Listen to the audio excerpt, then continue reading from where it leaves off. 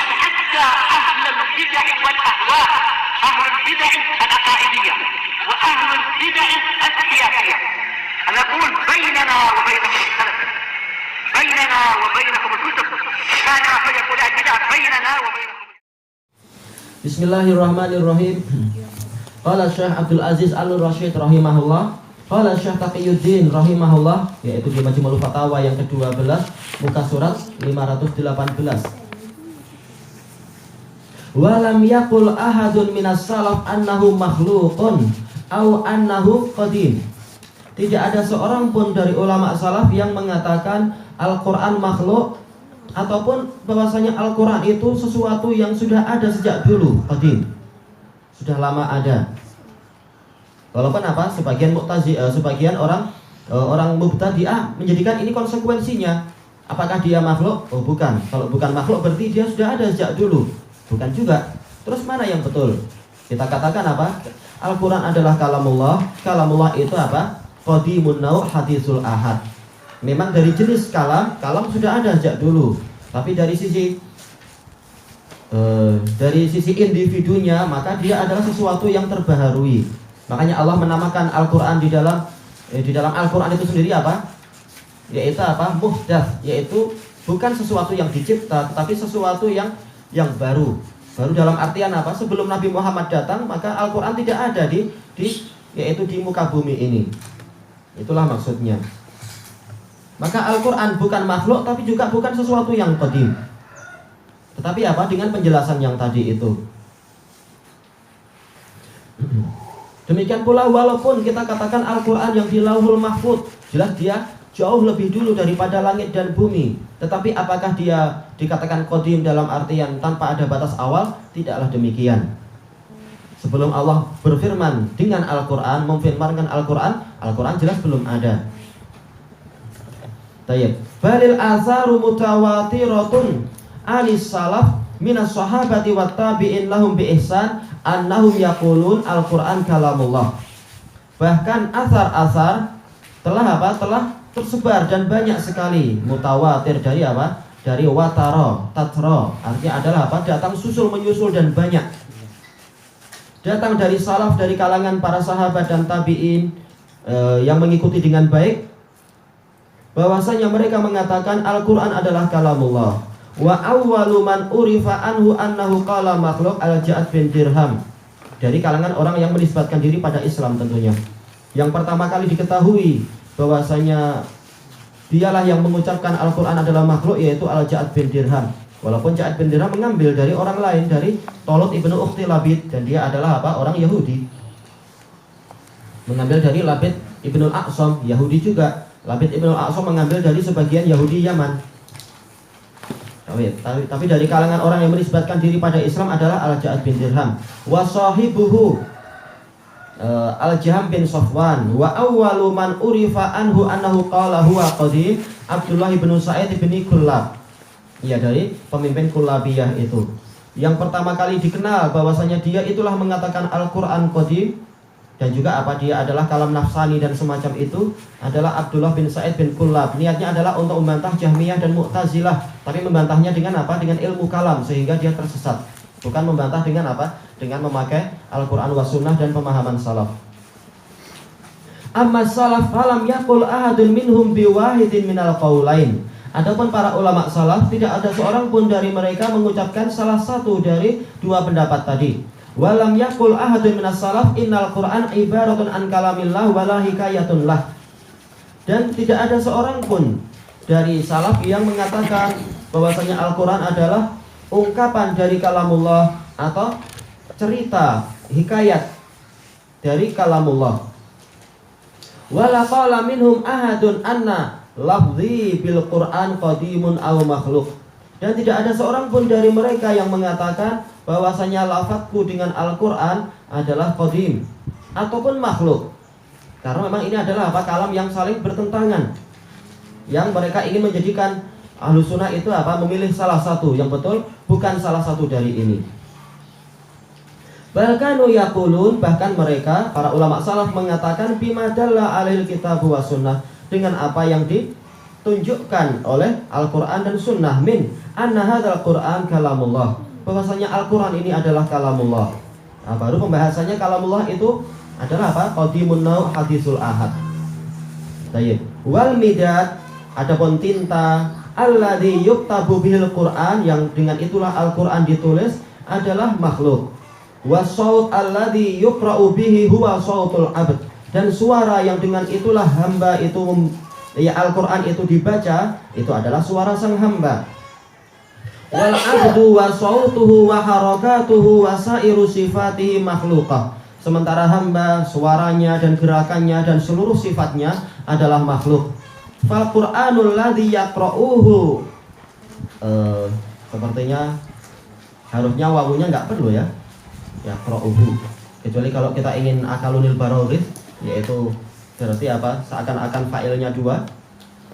Tapi yang tidak syad adalah, yang mahfud adalah wawunya dihilangkan. Wal Qur'anul ladzi yaqra'uhul muslimun kalamul bari was sautu sautul qari, maka Al-Quran yang dibacakan oleh kaum muslimin adalah kalam sang pencipta, dan suara yang kita dengar dari bacaan Al-Quran adalah apa? Suara sang pembacanya, tergantung siapa yang membaca. Kalau yang membacakan pada Nabi Muhammad tentunya apa? Suara Jibril. Kalau yang dibacakan kepada Ubay bin Ka'ab adalah suara Rasulullah, tergantung siapa yang membaca. Yang didengar oleh Jibril adalah kalamullah, suara adalah apa? Suara Allah. Tayyib, selesai. Wa qala al-Bukhari rahimahullah fi kitab khalqi af'alil ibad. Ini di muka surat ke-28. Imam Bukhari diuji sampai meninggal dalam keadaan apa? Beliau dihajar oleh jumhur para ulama salaf yang di zaman itu. Dituduh bahwasanya beliau mengatakan Al-Qur'an makhluk. Padahal, dan juga mengatakan lafzi bil Qur'an makhluk. Padahal Bukhari mengatakan ini dusta, saya enggak pernah mengucapkan itu. Cuma apa, ketika datang ujian-ujian yang dialami oleh orang-orang di zaman Imam Ahmad, yaitu apa? Dialami oleh Husain Al-Karabisi, dan dia terpengaruh oleh ilmu kalam. Demikian pula Harith Al-Muhasibi terpengaruh oleh ilmu kalam. Demikian pula Ya'qub bin Syaibah, dan semua adalah muhaddisun. Yang mana mereka ini mengatakan Al-Quran adalah apa? Yaitu lafzi bil Quran makhluk. Dan sebagian mengatakan Al-Quran kalamullah, makhluk atau bukan makhluk, saya nggak mau bicara itu.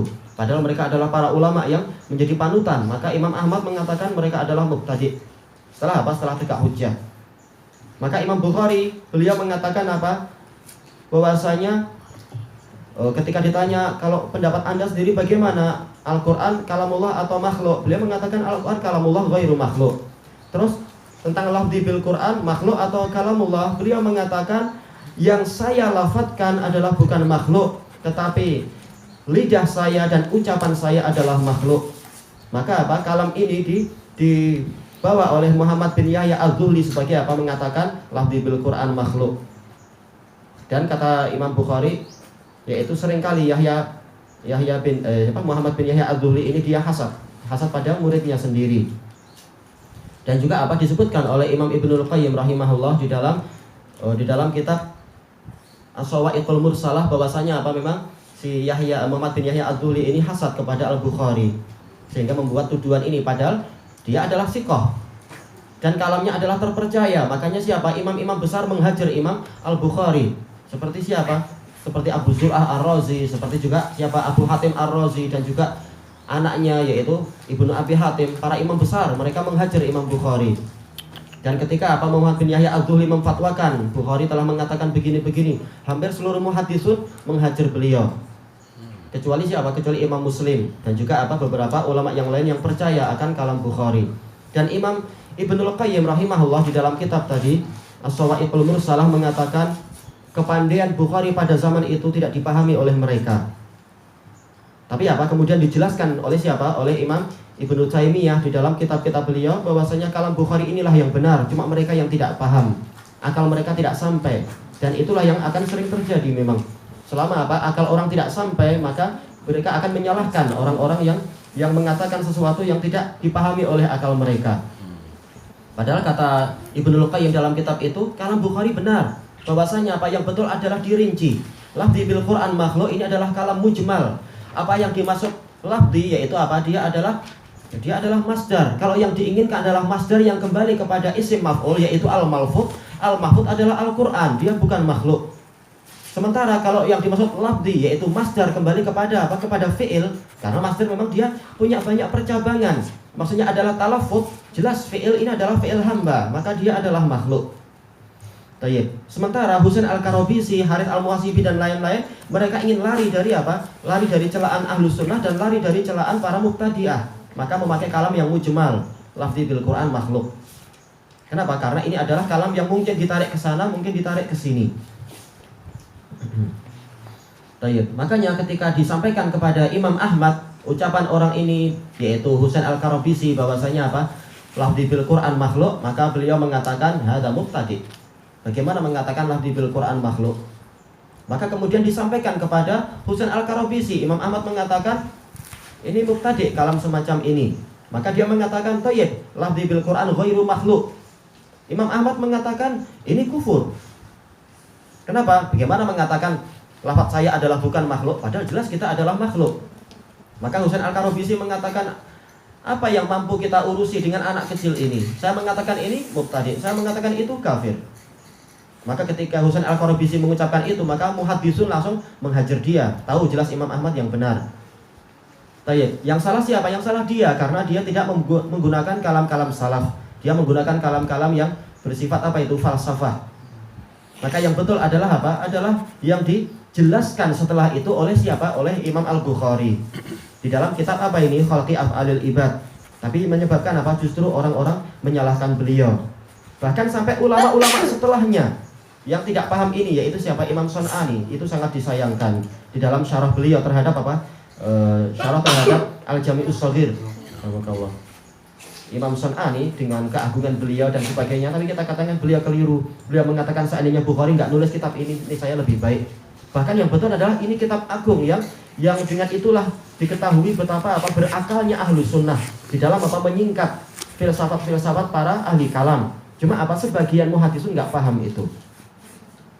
Dan dulu alhamdulillah kita membaca sampai selesai dengan Abu Turab hafizahullah ta'ala. Ini kitab yang sangat agung.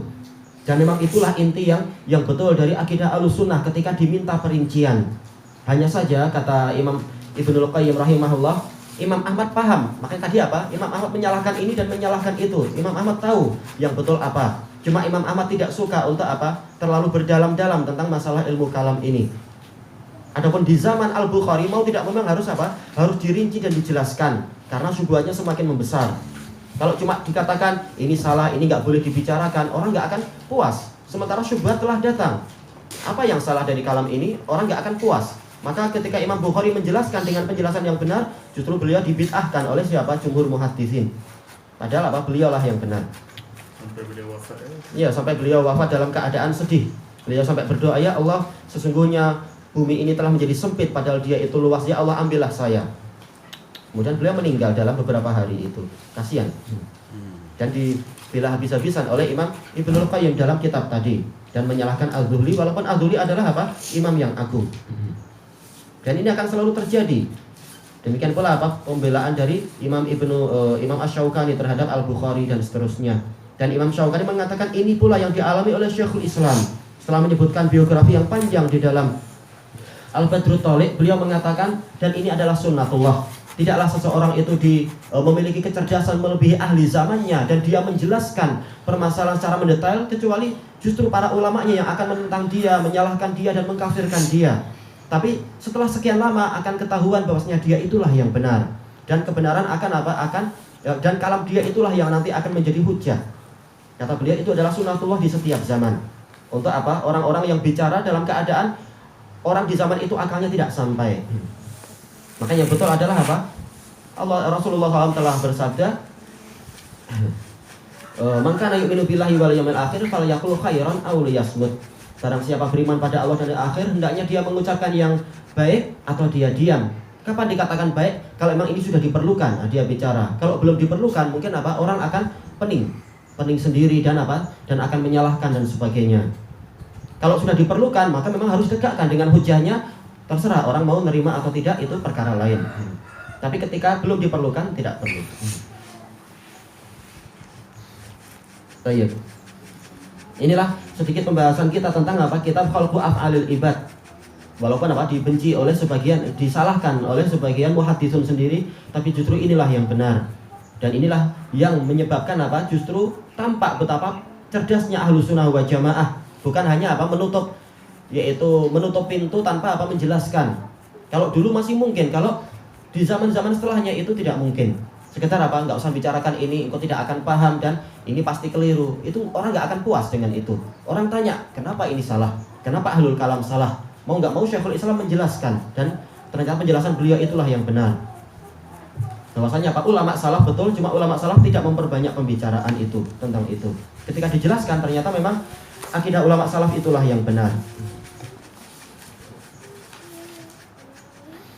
Baik, kita lanjutkan besok aja insyaallah. Wallahu a'lam.